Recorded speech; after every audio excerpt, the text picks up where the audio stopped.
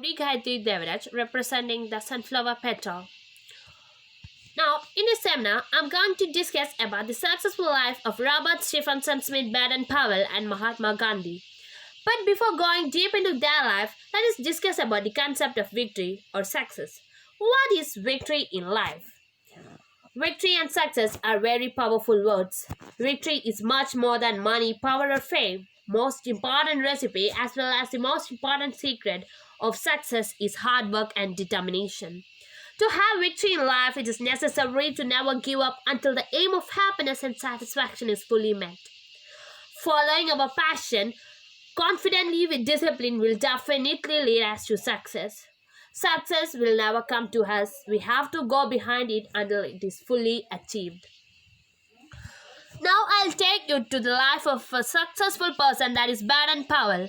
While taking a look at his life, there are two remarkable victories in his life. First victory was as a successful military officer, and the next one was being the founder of Scouting movement.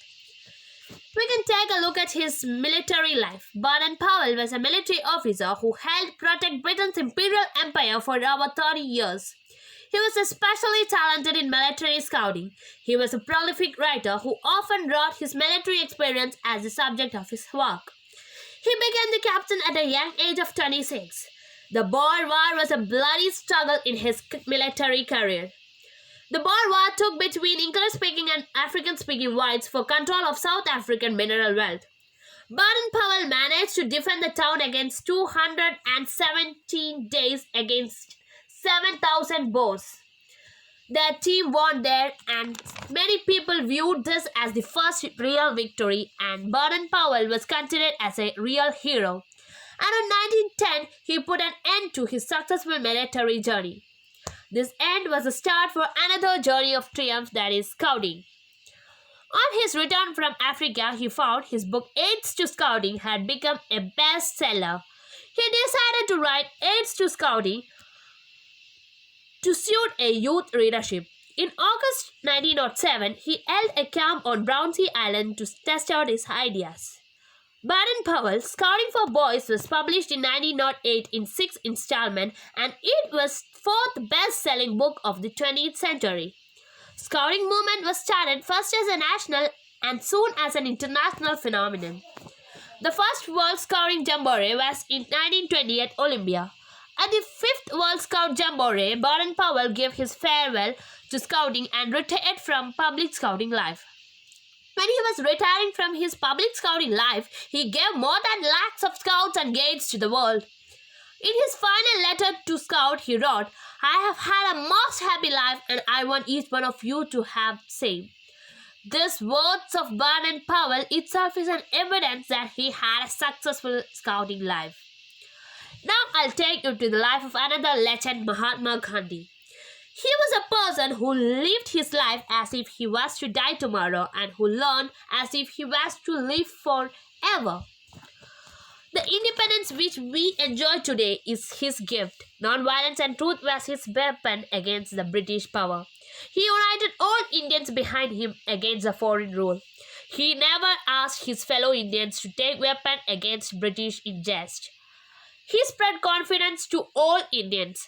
Satyagraha, which means truth force, was his way of freedom struggle. Champaran movement, Salt March, Khilafat movement are such non-violent movements led by him. His aim of any non-violent conflict was to convert the opponent, to win over his mind and heart, and pursued him to his point of view. Even his opponents loved him, respected him. That itself is a great success of him. Every Indian remember his name with a proud feeling that makes his life worth. He never expected anything for his struggle. He was never a selfish person who wished power and wealth. That made him different from other leaders. He was a legend who could say, "My life is my message." That words of Mahatma is enough and more to conclude that he had a victory in his life. It is a truth that I and you and each and every person are mortal. Everyone have death today or tomorrow, but there are some people who lives in the minds of others because of their good deeds. Robert Stephenson Smith, Baden Powell, and Mahatma Gandhi are two such icons who are immortalized in the minds of people. They live in the minds of progeny even after their death because of their good deeds, and they continue to live. And now it's time to stop our seminar, but I cannot wind up without saying few things because in this present scenario of the pandemic, we have lot to learn from these two legends. It is a time to be self-sufficient and self-reliant. It is not like previous time. We cannot go to market for each and everything. We must be able to satisfy our own needs. Both BP and Bapu put forward the concept of self-sufficiency. Gandhi promoted making clothes and vegetables our own, which help us to satisfy our own needs. Baden Powell also put forward many ideas to be self-sufficient and to be able to satisfy our own needs. Let us take their concept into our life in today's scenario and let us make our life more better and more comfortable.